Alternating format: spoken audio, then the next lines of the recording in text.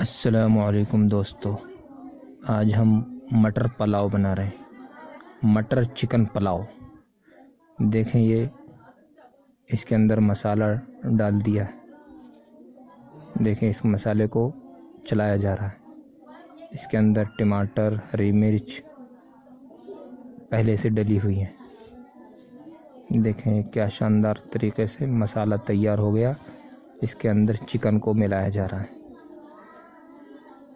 आज हम मटर चिकन पुलाव बनाएंगे।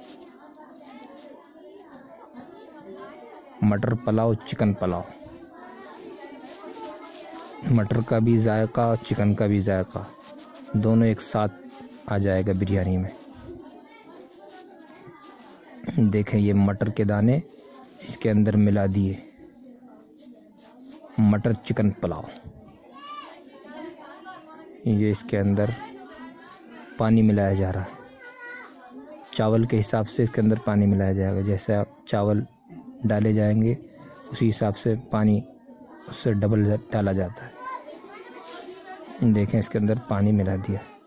ये खुशबू के लिए केवड़ा इसके अंदर मिला दिया।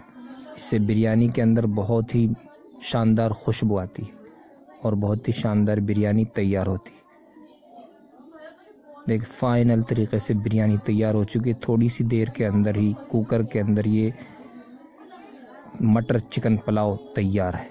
देखें मटर के दाने किस तरह से चमक रहे हैं। मटर चिकन पुलाव माशाल्लाह, बहुत शानदार, बहुत खूब।